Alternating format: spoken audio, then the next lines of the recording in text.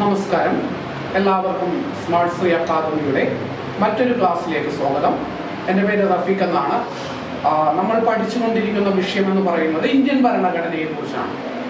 Indian ഭരണഘടനയിൽ തന്നെ കഴിഞ്ഞ കുറച്ച് ക്ലാസ്സുകളായി നമ്മൾ സംസാരിച്ചു കൊണ്ടിരിക്കുന്നത് ഇന്ത്യൻ ഭരണഘടനയുടെ ആമുഖം അഥവാ പ്രിയാമ്പിളിനെ കുറിച്ചാണ്. നമ്മൾ പ്രിയാമ്പിളിനെ കുറിച്ച് പറഞ്ഞു, അതിൻ്റെ എന്താണ് ഇൻട്രൊഡക്ഷൻ പറഞ്ഞു. പ്രിയാമ്പിളിൽ പറഞ്ഞിരിക്കുന്ന ചില പ്രധാന പദങ്ങളുടെ എക്സ്പ്ലനേഷൻ ആണ് നമ്മളിപ്പോൾ പറഞ്ഞുകൊണ്ടിരിക്കുന്നത്.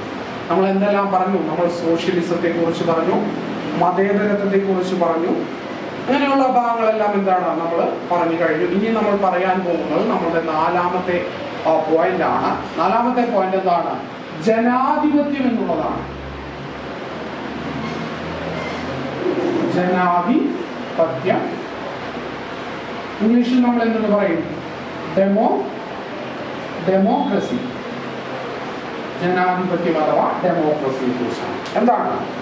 എന്താണ് ജനാധിപത്യം അഥവാ ഡെമോക്രസി എന്ന് പറയുന്നത് ഉദ്ദേശിക്കുന്നത്?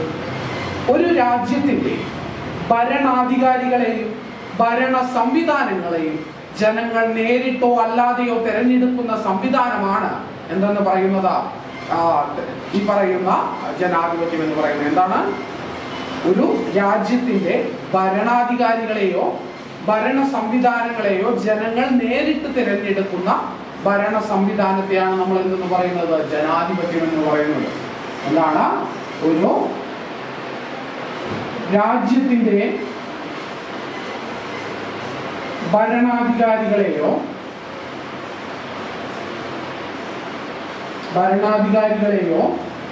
ഭരണ സംവിധാനത്തെയോ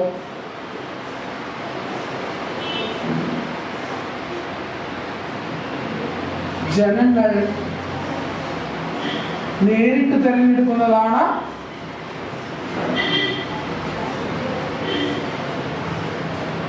ജനങ്ങൾ നേരിട്ട് തിരഞ്ഞെടുക്കുന്ന സംവിധാനമാണ് എന്തെന്ന് പറയുന്നത് ജനാധിപത്യം എന്ന് പറയുന്നത്. രാജ്യത്തിന്റെ ഭരണാധികാരികളെയോ ഭരണ സംവിധാനങ്ങളെയോ ജനങ്ങൾ നേരിട്ട് തിരഞ്ഞെടുക്കുന്ന സംവിധാനം അല്ലെങ്കിൽ ആ രീതിയാണ് ജനാധിപത്യം എന്ന് പറയുന്നത്. ജനാധിപത്യം രണ്ട് രീതിയിലാണുള്ളത്. ഒന്നാമത്തേത് ഡയറക്റ്റ് ഡെമോക്രസി എന്ന് പറയും, രണ്ടാമത്തേത് ഇൻഡയറക്റ്റ് ഡെമോക്രസി എന്ന് പറയും. എന്താണ് ഡയറക്റ്റ് ഡെമോക്രസിയും ഇൻഡയറക്റ്റ് ഡെമോക്രസിയും? പ്രത്യക്ഷ ജനാധിപത്യവും പരോക്ഷ ജനാധിപത്യവും. അപ്പോ ജനാധിപത്യത്തെ രണ്ടായിട്ടാണ് തിരിക്കുന്നത്. എന്താണ്? ഒന്നാമത്തേത് പ്രത്യക്ഷ ജനാധിപത്യം എന്ന് പറയും, ഇംഗ്ലീഷിൽ ഡയറക്റ്റ് ഡെമോക്രസി. എന്താണ്? Direct democracy. രണ്ടാമത്തേത് പരോക്ഷ ജനാധിപത്യം. പരോക്ഷ ജനാധിപത്യം ഇംഗ്ലീഷിൽ നമ്മൾ എന്തെന്ന് പറയും? ഇൻഡയറക്റ്റ് ഡെമോക്രസി എന്ന് പറയും. Indirect democracy. ഈ പ്രത്യക്ഷ ജനാധിപത്യത്തിന് ഉദാഹരണമായ രാജ്യമാണ് എന്ന് പറയുന്നത് സ്വിറ്റ്സർലാൻഡ് എന്ന് പറയുന്നത്. പരോക്ഷ ജനാധിപത്യത്തിന് ഉദാഹരണമാണ് ഇന്ത്യ, അമേരിക്ക തുടങ്ങിയ രാജ്യങ്ങൾ. ഇന്ത്യയും അമേരിക്കയും എല്ലാം എന്താണ്? പരോക്ഷ ജനാധിപത്യത്തിനും പ്രത്യക്ഷ ജനാധിപത്യത്തിനും ഉദാഹരണമായിട്ടുള്ള രാജ്യം ഏതാണ്? സ്വിറ്റ്സർലാൻഡ് ആണ്. ഇനി ഫീച്ചേഴ്സ് ഓഫ് ഡയറക്റ്റ് ഡെമോക്രസി അല്ലെങ്കിൽ ഡയറക്റ്റ് ഡെമോക്രസിയുടെ പ്രത്യേകതകൾ എന്തെല്ലാമാണ്? എന്താണ് features of direct democracy? Direct democracy അതായത് പ്രത്യക്ഷ ജനാധിപത്യത്തിന്റെ പ്രത്യേകതകൾ അല്ലെങ്കിൽ ഫീച്ചേഴ്സ് എന്തെല്ലാമാണ്? പ്രത്യക്ഷ ജനാധിപത്യത്തിന്റെ ഫീച്ചേഴ്സ് എന്ന് പറയുന്നത് ഒന്ന് റഫറണ്ടമാണ്, രണ്ടാമത്തേത് എന്താണ്? പ്ലെബിസൈറ്റ് ആണ്. ഒന്നാമത്തേത് എന്താണ്? റഫറണ്ടം, രണ്ടാമത്തേത് പ്ലെബിസൈറ്റ്, മൂന്നാമത്തേത് ഇനീഷ്യേറ്റീവ് അല്ലെങ്കിൽ ഉപക്രമം, നാലാമത്തേത് എന്താണ്? റീകോൾ എന്ന് പറയുന്നത്. എന്താണ്? ഒന്നാമത്തേത് ഈ പറയുന്ന ഡയറക്റ്റ് ഡെമോക്രസിയുടെ ഫീച്ചേഴ്സിൽ ഒന്നാമത്തേതാണ് എന്താ? റഫറണ്ടം, രണ്ടാമത്തേത് പ്ലെബിസൈറ്റ്, മൂന്നാമത്തേത് എന്താണ്? ഉപക്രമം അല്ലെങ്കിൽ ഇനീഷ്യേറ്റീവ്. എന്താണ്? ഉപക്രമം അല്ലെങ്കിൽ ഇനീഷ്യേറ്റീവ് നാലാമത്തേത് എന്താണ്? നാലാമത്തേതാണ് മൂന്നാമത്തേത് ഉപക്രമം, നാലാമത്തേത് എന്താണ്? റീകോൾ ആണ്. റീകോൾ.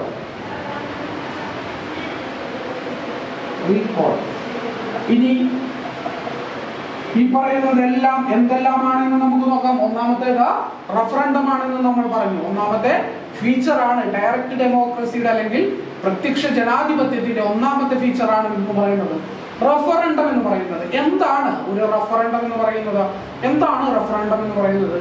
അതായത് ഒരു നിയമം ജനങ്ങൾക്ക് വേണമോ വേണ്ടയോ എന്നറിയുന്നതിനായി ജനങ്ങളുടെ ഇടയിൽ നടത്തുന്ന ജനഹിത പരിശോധനയാണ് റഫറൻഡം എന്ന് പറയുന്നത്. എന്താണ് റഫറൻഡം? റഫറൻഡം എന്ന് പറയുന്നത് ജനങ്ങൾക്കിടയിൽ ഒരു നിയമം വേണമോ വേണ്ടയോ എന്നറിയുവാൻ ജനങ്ങൾക്കിടയിൽ നടത്തുന്ന ജനഹിത പരിശോധന. അതായത് ഒരു നിയമം എന്താണ്? ജനങ്ങൾക്ക് താല്പര്യമുണ്ടോ താല്പര്യമില്ല എന്ന് എന്തും ചെയ്യാം, ജനങ്ങൾക്ക് വോട്ട് ചെയ്ത് തീരുമാനിക്കാം. ആ നിയമം വേണമോ വേണ്ടയോ എന്നുള്ള കാര്യം എന്ത് ചെയ്യാം? ജനങ്ങൾക്ക് വോട്ട് ചെയ്ത് തീരുമാനിക്കുവാനായിട്ട് കഴിയും. അതിനെയാണ് നമ്മൾ എന്തെന്ന് പറയുന്നത്? റഫറൻഡം എന്ന് പറയുന്നത്. അപ്പൊ എന്താണ്? നിയമം വേണമോ വേണ്ടയോ എന്നറിയാൻ നടത്തുന്ന ജനഹിത പരിശോധനയാണ് എന്തെന്ന് പറയുന്നത്? ജനഹിത പരിശോധനയാണ് റഫറൻഡം എന്ന പേരിൽ അറിയപ്പെടുന്നത്. ഇനി രണ്ടാമത്തേത് എന്താണ്? രണ്ടാമത്തേത് പ്ലെബിസൈറ്റ് ആണ്. പ്ലെബിസൈറ്റ് എന്ന് പറഞ്ഞു കഴിഞ്ഞാൽ അതും ഒരു ജനഹിത പരിശോധന തന്നെയാണ്.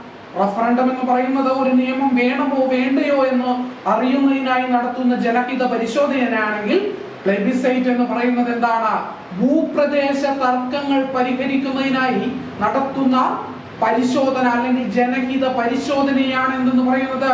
പ്ലെബിസൈറ്റ് എന്ന് പറയുന്നത്. എന്താണ് അപ്പോ പ്ലെബിസൈറ്റ് എന്ന് പറയുന്നത്? ഭൂപ്രദേശ തർക്കങ്ങൾ പരിഹരിക്കുന്നതിന്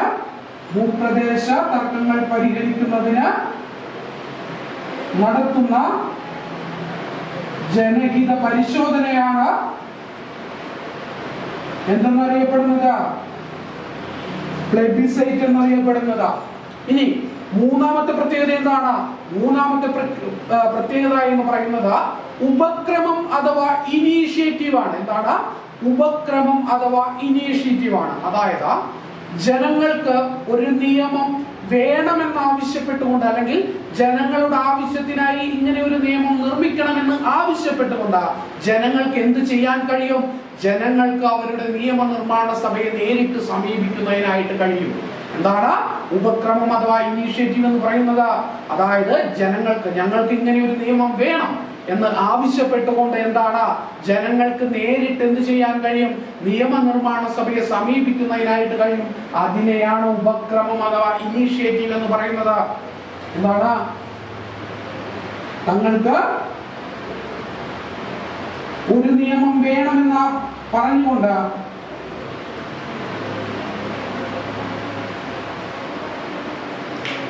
വേണമെന്ന് ആവശ്യപ്പെട്ടുകൊണ്ട്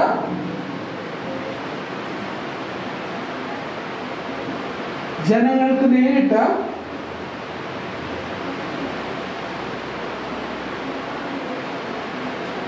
നിയമനിർമ്മാണ സഭയെ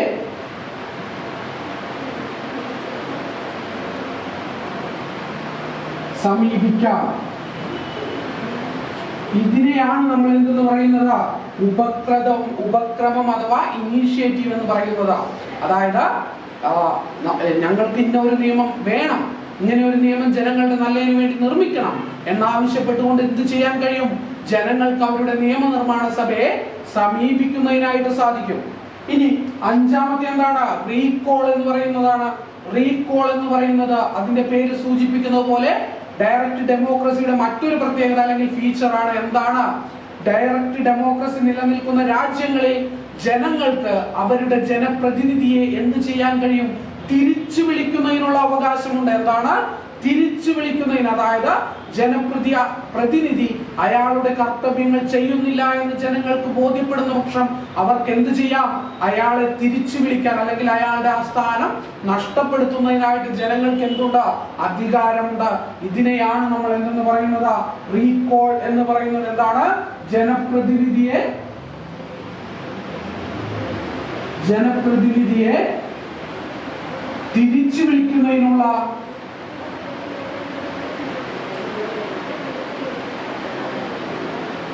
ജനങ്ങളുടെ അവകാശത്തെയാണ് എന്ന് പറയുന്നത് റീകോൾ എന്ന് പറയുന്നത്. അപ്പോ നമ്മൾ 4 ഫീച്ചറാണ് പഠിച്ചത്. എന്തിന്റെ ഫീച്ചറാണ് നമ്മൾ പറഞ്ഞുകൊണ്ടിരിക്കുന്നത്? ഡയറക്റ്റ് ഡെമോക്രസി അഥവാ പ്രത്യക്ഷ ജനാധിപത്യത്തിന്റെ ഫീച്ചറാണ് നമ്മൾ പറഞ്ഞുകൊണ്ടിരിക്കുന്നത്. പ്രത്യക്ഷ ജനാധിപത്യം നിലനിൽക്കുന്ന രാജ്യത്തിന് ഉദാഹരണമാണ് ഏത്? സ്വിറ്റ്സർലൻഡ് എന്ന് പറയുന്ന രാജ്യം. അങ്ങനെ ഡയറക്റ്റ് ഡെമോക്രസി നിലനിൽക്കുന്ന രാജ്യത്തിന്റെ പ്രത്യേകതകളാണ് എന്തെല്ലാം? ഒന്നാമത്തെ റഫറണ്ടം. എന്താണ്? നിയമം വേണമോ വേണ്ടയോ എന്നറിയാൻ നടത്തുന്ന ജനഹിത പരിശോധന. പ്ലെബിസൈറ്റ് അഥവാ ഭൂപ്രദേശ തർക്കങ്ങൾ പരിഹരിക്കാൻ നടത്തുന്ന ജനഹിത പരിശോധന. മൂന്നാമത്തേത് എന്താണ്? ഉപക്രമം അഥവാ ഇനീഷ്യേറ്റീവ്. ജനങ്ങൾക്കൊരു നിയമം വേണമെന്ന് ആവശ്യപ്പെട്ടുകൊണ്ട് പാർലമെന്റിനെ നേരിട്ട് സമീപിക്കാം. നാലാമത്തേതാണ് റീകോൾ. അവരുടെ ജനപ്രതിനിധി എന്താണ്? അയാളുടെ ഉത്തരവാദിത്തങ്ങൾ നിർവഹിക്കുന്നില്ല എന്ന് കാണുന്ന പക്ഷം എന്ത് ചെയ്യാം? ജനങ്ങൾക്ക് അയാളെ തിരിച്ചു വിളിക്കാൻ കഴിയും. അല്ലെ? ഡയറക്റ്റ് ഡെമോക്രസിയുടെ ഫീച്ചേഴ്സ് കേൾക്കുമ്പോൾ നിങ്ങൾക്ക് വളരെ രസകരമായിട്ടൊക്കെ തോന്നും, ഇല്ലേ? ശരിയാണ്. ഇത് വളരെ ചെറിയ രാജ്യങ്ങളിൽ എന്താണ്? ആപ്ലിക്കബിൾ ആണ്. സ്വിറ്റ്സർലൻഡ് പോലെയുള്ള രാജ്യങ്ങളിലെല്ലാം എന്താണ്? ഇത് ആപ്ലിക്കബിൾ ആണ്. പക്ഷെ ഇന്ത്യ പോലെയുള്ള എന്താണ്? വലിയ രാജ്യങ്ങളിൽ, വലിയ ജനസംഖ്യയുള്ള രാജ്യങ്ങളിൽ എന്താണ്? ഈ ഡയറക്റ്റ് ഡെമോക്രസി നടത്തുന്നതിന് എന്താണ്? വളരെ പരിമിതികളുണ്ട് എന്നുള്ളതാണ്.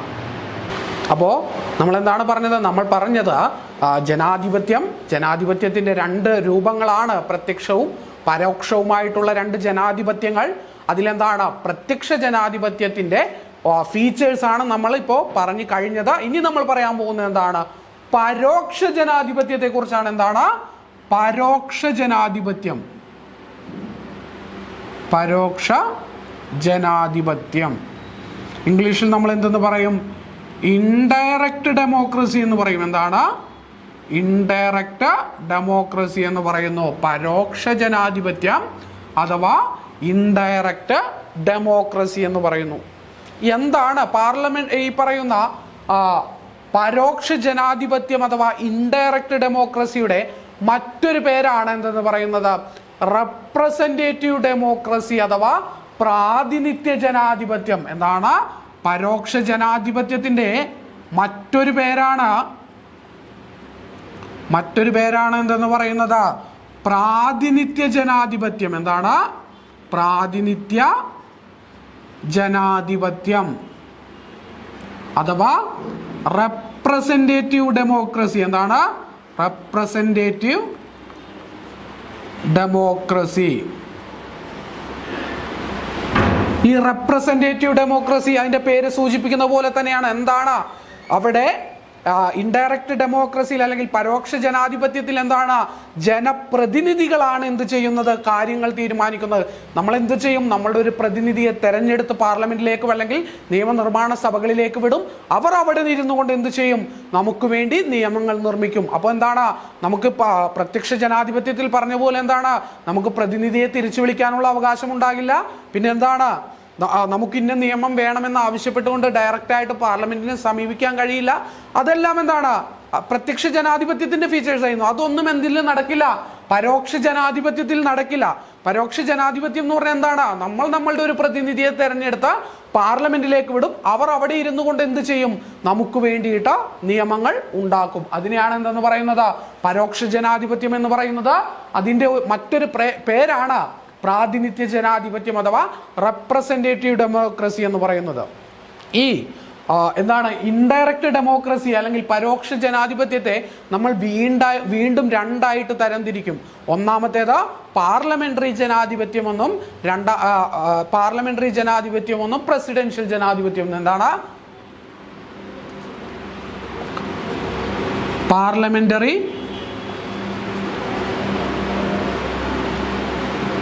ജനാധിപത്യം. രണ്ടാമത്തെ എന്താണ്? പ്രസിഡൻഷ്യൽ ജനാധിപത്യം എന്ന് പറയുന്നത്. എന്താണ്?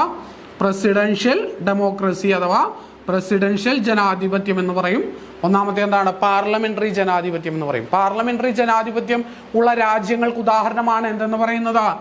ഇന്ത്യ എന്ന് പറയുന്നത് എന്താണ്? പാർലമെന്ററി ജനാധിപത്യം നിലനിൽക്കുന്ന രാജ്യത്തിന് ഉദാഹരണമാണ്. പ്രസിഡൻഷ്യൽ ജനാധിപത്യത്തിന് ഉദാഹരണം ഏത് രാജ്യമാണ്? USA അഥവാ യുണൈറ്റഡ് സ്റ്റേറ്റ് ഓഫ് അമേരിക്ക എന്ന് പറയുന്ന രാജ്യമാണ്. പ്രസിഡൻഷ്യൽ ജനാധിപത്യം എന്ന് പറയുന്നത് അവിടെ ആർക്കായിരിക്കും പവറും അധികാരങ്ങളും കൂടുതൽ? പ്രസിഡന്റിനായിരിക്കും. അമേരിക്കയെ സംബന്ധിച്ചറിയാം എന്താണ്? പ്രസിഡന്റ് ആണ് ഏറ്റവും പവർഫുൾ ആയിട്ടുള്ള സ്ഥാനം. എന്നാൽ പാർലമെന്ററി ജനാധിപത്യത്തിൽ ആരായിരിക്കും? പ്രധാനമന്ത്രി ആയിരിക്കും ഏറ്റവും പ്രാധാന്യമുള്ള സ്ഥാനം എന്ന് പറയുന്നത്. അപ്പോൾ നമുക്ക് എന്താണ് പാർലമെന്ററി ജനാധിപത്യം എന്ന് നോക്കാം.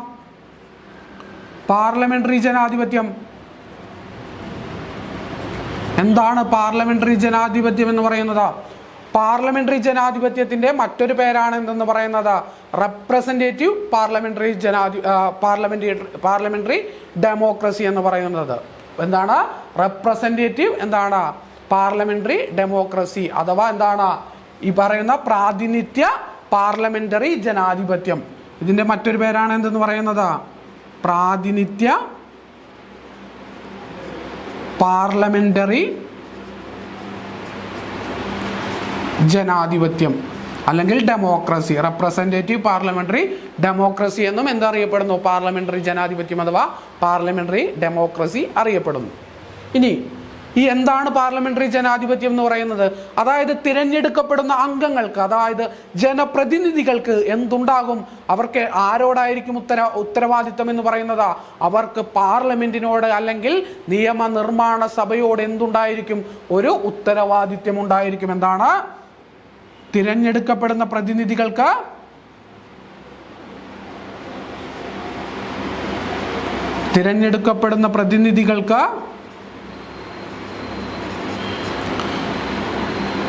പാർലമെന്റിനോട് അല്ലെങ്കിൽ നിയമനിർമ്മാണ സഭയോട് എന്തായിരിക്കും? ഉത്തരവാദിത്തം ഉണ്ടായിരിക്കും.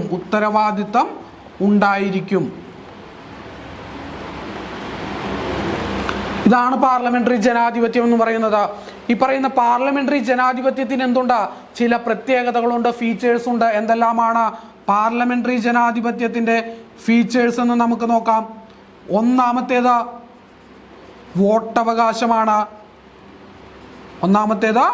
വോട്ടവകാശമാണ്. അതായത് എല്ലാ 18 വയസ്സ് കഴിഞ്ഞ പൗരന്മാർക്കും എന്തുണ്ടാവും? വോട്ടവകാശം ഉണ്ടാവും. അതിൽ ജാതി, മതം, വർഗം, വർണ്ണം എന്നുള്ള വിവേചനങ്ങൾ യാതൊന്നും തന്നെ ഉണ്ടാവുകയില്ല. രണ്ടാമത്തേത് എന്താണ്? ഇലക്ഷൻ. രണ്ടാമത്തേത് ഇലക്ഷനാണ്. എന്താണ് ഇലക്ഷൻ എന്ന് പറയുന്നത്? ഒരു ഈ പറയുന്ന എന്താണ്? ഓരോ സ്പെസിഫിക് പീരീഡ് ഓഫ് ടൈം കഴിയുമ്പോൾ എന്ത് നടത്തും? എലക്ഷൻ നടത്തുകയും എന്താണ്? പ്രതിനിധികളെ വീണ്ടും തിരഞ്ഞെടുക്കുന്നതിനായിട്ട് എന്താണ്? ജനങ്ങൾക്ക് അവസരം കൊടുക്കുകയും ചെയ്യും. അപ്പോൾ ഒന്നാമത്തേത് വോട്ടവകാശമാണ്, രണ്ടാമത്തേത് ഇലക്ഷനാണ്, മൂന്നാമത്തേത് എന്താണ്? നിയമവാഴ്ചയാണ്. എന്താണ്? നിയമവാഴ്ച അഥവാ റൂൾ ഓഫ് ലോ. എന്താണ് റൂൾ ഓഫ് ലോ? നിയമവാഴ്ച. എല്ലാവരെയും എന്താണ്? നിയമത്തിന് മുന്നിൽ തുല്യരായിട്ടായിരിക്കും ഇവിടെ പരിഗണിക്കുക. പിന്നെ എന്താണ് അടുത്തത് എന്ന് പറയുന്നത് എന്താണ്? ഈ പറയുന്ന വിവേചനരാഹിത്യമാണ്. എന്താണ്? വിവേചനരാഹിത്യം. അതായത് എന്താണ്? ഒരാളോടും യാതൊരു തരത്തിലുള്ള എന്താണ്? വിവേചനങ്ങളും കാണിക്കുകയില്ല. എന്താണ്? അപ്പൊ എന്താണ്? ഒന്നാമത്തേത് വോട്ടവകാശം, ഇലക്ഷൻ, നിയമവാഴ്ച, വിവേചനരാഹിത്യം. പിന്നെ എന്താണ്? അഞ്ചാമത്തേത് സ്വതന്ത്ര നീതിപീഠം, ഇൻഡിപെൻഡന്റ് ജുഡീഷ്യറി. എന്താണ്? സ്വതന്ത്ര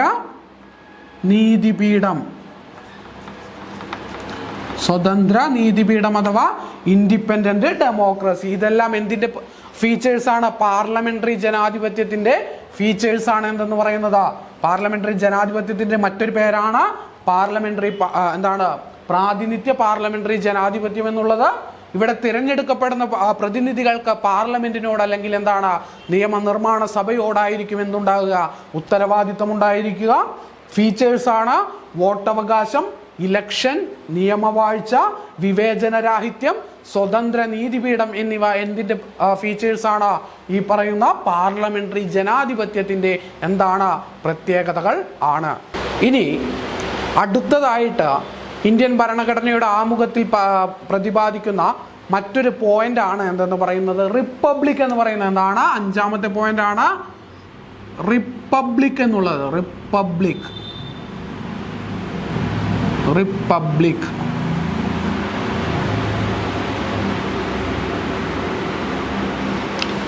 നിങ്ങൾക്ക് എല്ലാവർക്കും അറിയാം എന്താണ് ഇന്ത്യ എന്ന് പറയുന്ന രാജ്യം റിപ്പബ്ലിക് ആയതെന്നാണ്.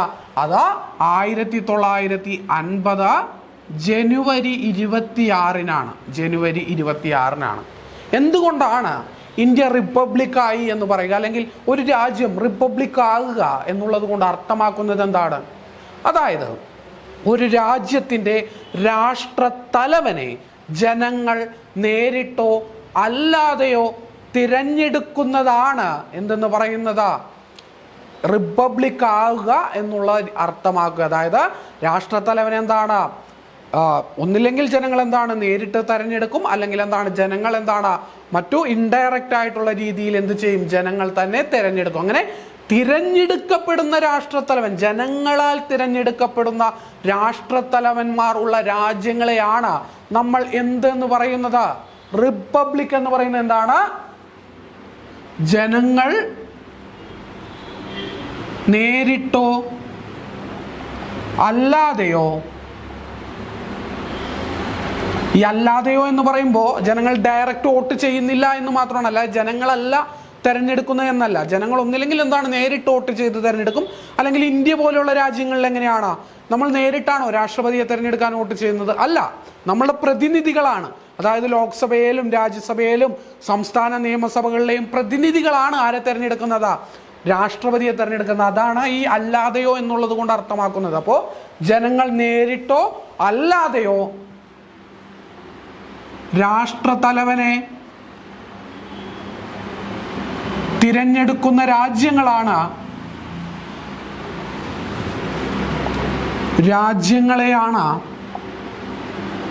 എന്തെന്ന് പറയുന്നത്? റിപ്പബ്ലിക് എന്ന് പറയുന്നത് എന്താണ്? റിപ്പബ്ലിക് എന്ന് പറയുന്നത് എന്താണ്? ജനങ്ങൾ നേരിട്ടോ അല്ലാതെയോ അവരുടെ രാഷ്ട്രത്തലവനെ തിരഞ്ഞെടുക്കുന്നതാണ് എന്തെന്ന് പറയുന്നത് റിപ്പബ്ലിക് എന്ന് പറയുന്നത്. നമ്മൾ 1950 ജനുവരി 26-ന് ഡോക്ടർ രാജേന്ദ്ര പ്രസാദ് ഇന്ത്യയുടെ ആദ്യത്തെ പ്രസിഡന്റ് ആയിട്ട് മാറി. അങ്ങനെ എന്താണ് ഇന്ത്യ എന്ന് പറയുന്ന രാജ്യം എന്തായി മാറി? റിപ്പബ്ലിക് ആയിട്ട് മാറി. അദ്ദേഹത്തെ തിരഞ്ഞെടുക്കുന്നത് എന്താണ്? ഇന്ത്യയിലെ ജനങ്ങൾ തന്നെയാണ്, ഇൻഡയറക്റ്റ് ആയിട്ടുള്ള രീതിയിൽ. അപ്പോൾ ഒരു ചോദ്യം ചോദിക്കാം, എന്താണ് ബ്രിട്ടൻ എന്ന് പറയുന്ന രാജ്യം റിപ്പബ്ലിക് ആണോ അല്ലയോ? എന്താണ് ഉത്തരം? ബ്രിട്ടൻ എന്ന് പറയുന്ന രാജ്യം എന്താണ്? ബ്രിട്ടൻ എന്ന് പറയുന്ന രാജ്യം റിപ്പബ്ലിക് ആണോ അല്ലയോ? നിങ്ങൾക്കറിയാം ബ്രിട്ടൻ എന്ന് പറയുന്ന രാജ്യത്ത് ജനങ്ങളാൽ തെരഞ്ഞെടുക്കപ്പെടുന്ന പ്രധാനമന്ത്രിയാണ് ഭരിക്കുന്നത്. അവിടെ ജനാധിപത്യമാണ്. ബ്രിട്ടൻ എന്ന് പറയുന്ന രാജ്യത്ത് എന്താണ്? ജനാധിപത്യ, പാർലമെന്ററി ജനാധിപത്യം നിലനിൽക്കുന്ന ഒരു രാജ്യമാണ് ബ്രിട്ടൻ എന്ന് പറയുന്നത്. പക്ഷേ നിങ്ങൾ മനസ്സിലാക്കേണ്ടത്, ബ്രിട്ടൻ എന്ന് പറയുന്നത് ആ രാജ്യം ഒരു റിപ്പബ്ലിക് അല്ല. എന്തുകൊണ്ടാണ് ബ്രിട്ടൻ റിപ്പബ്ലിക് അല്ലാതാകുന്നത്? കാരണം അവിടെ ഒരു പാർലമെന്ററി ജനാധിപത്യ രീതിയാണ് ബ്രിട്ടൻ്റെതെങ്കിലും ബ്രിട്ടന്റെ രാഷ്ട്രത്തലവൻ എന്ന് പറയുന്നത് ആരാണ്? അത് കിങ് അല്ലെങ്കിൽ ക്യൂനാണ്, അല്ലെങ്കിൽ രാജാവ് അല്ലെങ്കിൽ രാജ്ഞിയാണ്. അവർക്ക് നാമമാത്രമായിട്ടുള്ള അധികാരങ്ങളെ അവിടെയുള്ളൂ. അവിടെ അധികാരം മുഴുവൻ ആർക്കാണ്? പാർലമെന്റിനാണ്. പക്ഷേ പേരിനെങ്കിലും അവിടുത്തെ എന്താണ്? തലവൻ, രാഷ്ട്രത്തലവൻ. ഇപ്പോൾ നമ്മളുടെ നാട്ടിലും രാഷ്ട്രത്തലവൻ എന്ന് പറയുന്നത് രാഷ്ട്രപതിയാണ്. പക്ഷെ എന്താണ്? പരമാധികാരങ്ങളും അധികാരങ്ങളും കൂടുതൽ ആർക്കാണ്? പ്രധാനമന്ത്രിക്കാണ്. അതുപോലെ തന്നെയാണ് നമ്മൾ അവിടെ നിന്നാണ് നാമമാത്രമായിട്ടുള്ള അധികാരങ്ങളുള്ള രാഷ്ട്രത്തലവൻ എന്ന ആശയം ഇന്ത്യയിലേക്ക് കടമെടുക്കുന്നത് ബ്രിട്ടനിൽ നിന്നാണ്. അപ്പോൾ ഇന്ത്യയെ സംബന്ധിച്ച് ആരാണ് രാഷ്ട്രപതി എന്ന് പറയുന്നത്? തിരഞ്ഞെടുക്കപ്പെടുന്ന വ്യക്തിയാണെങ്കിൽ ബ്രിട്ടനെ സംബന്ധിച്ച് അവരുടെ രാഷ്ട്രത്തലവൻ എന്ന് പറയുന്നത് ആരാണ്? രാജാവ് അല്ലെങ്കിൽ രാജ്ഞിയാണ്. അവരെ ജനങ്ങളല്ല തിരഞ്ഞെടുക്കുന്നത്. അവരെങ്ങനെയാണ്?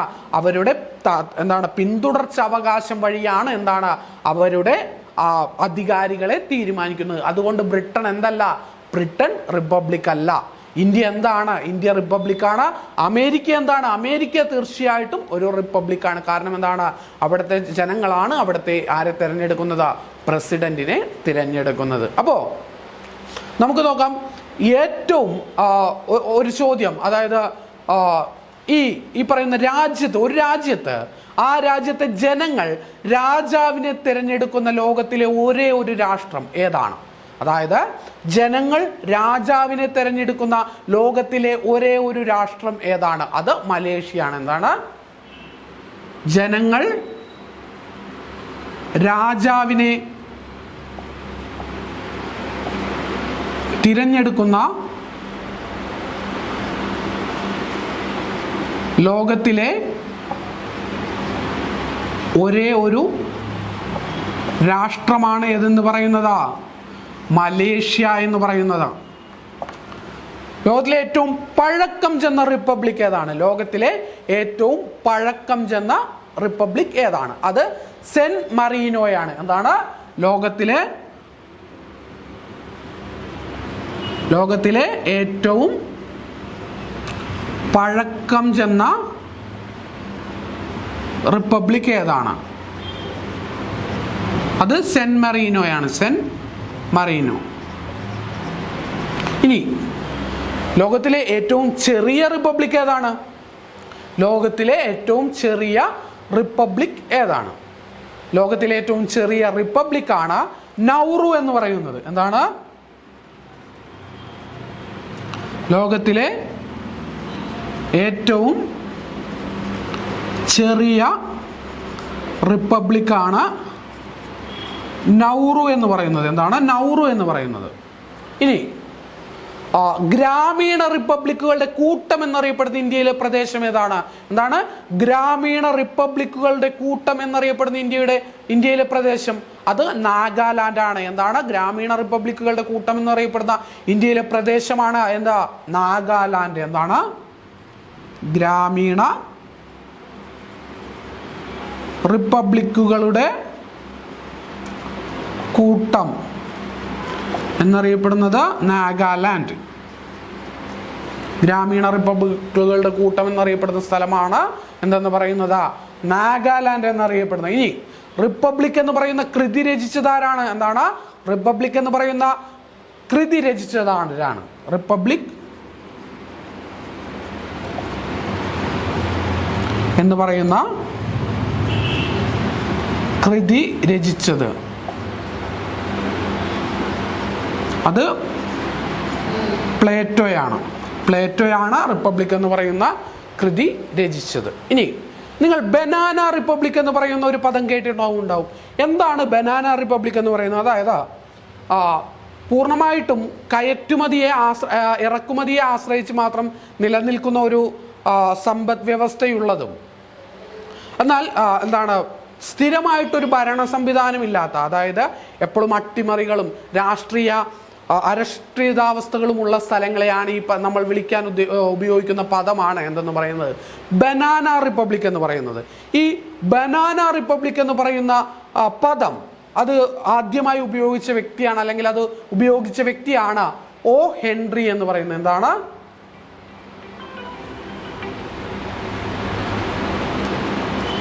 ബനാന റിപ്പബ്ലിക് എന്ന പദം ഉപയോഗിച്ചത് ഹെൻറിയാണ്. അപ്പോൾ എന്താണ് റിപ്പബ്ലിക് എന്ന് പറയുന്നത്? റിപ്പബ്ലിക് എന്ന് പറയുന്നത് ജനങ്ങൾ തിരഞ്ഞെടുക്കുന്ന, നേരിട്ടോ അല്ലാതെയോ തിരഞ്ഞെടുക്കുന്ന രാഷ്ട്രത്തലവനുള്ള രാജ്യങ്ങളെയാണ് എന്തെന്ന് പറയുന്നത്? റിപ്പബ്ലിക് എന്ന് പറയുന്നത്. അപ്പോൾ ഇന്ത്യൻ ഭരണഘടനയുടെ ആമുഖത്തിലെ മറ്റൊരു പ്രധാനപ്പെട്ട പദമാണ് എന്തെന്ന് പറയുന്നത്? റിപ്പബ്ലിക് എന്ന് പറയുന്നത്. അപ്പോൾ നമ്മളിപ്പോൾ എന്തെല്ലാം പഠിച്ചു കഴിഞ്ഞു? നമ്മൾ എന്താണ്? സോവറിനിറ്റി അഥവാ പരമാധികാരത്തെക്കുറിച്ച് പഠിച്ചു. പിന്നെന്താണ്? സോഷ്യലിസത്തെക്കുറിച്ച് പഠിച്ചു, മതേതരത്വത്തെക്കുറിച്ച് പഠിച്ചു, ജനാധിപത്യത്തെക്കുറിച്ച് പഠിച്ചു, റിപ്പബ്ലിക്കിനെ കുറിച്ച് പഠിച്ചു. നമ്മൾ ഇന്ത്യയുടെ നേച്ചറുകൾ പഠിച്ചു കഴിഞ്ഞു. ഇനി എന്താണ്? ഇന്ത്യയുടെ ലക്ഷ്യങ്ങളിലേക്കാണ് നമ്മൾ എന്താണ് അടുത്ത ക്ലാസ്സുകളിലേക്ക് ഇന്ത്യൻ ആമുഖത്തിൽ പറയുന്ന ഇന്ത്യയുടെ ലക്ഷ്യങ്ങൾ അഥവാ ഇക്വാളിറ്റി, എന്താണ് ലിബർട്ടി, അതിലേക്കാണ് നമ്മൾ അടുത്ത പാഠഭാഗങ്ങളിൽ കിടക്കുക. അപ്പോൾ എന്ത് ചെയ്യുക? ഇന്ന് വരെ പഠിച്ചിട്ടുള്ള കാര്യങ്ങൾ എന്ത് ചെയ്യുക? വളരെ നന്നായിട്ട് പഠിക്കുക. എല്ലാവർക്കും നന്ദി, നമസ്കാരം.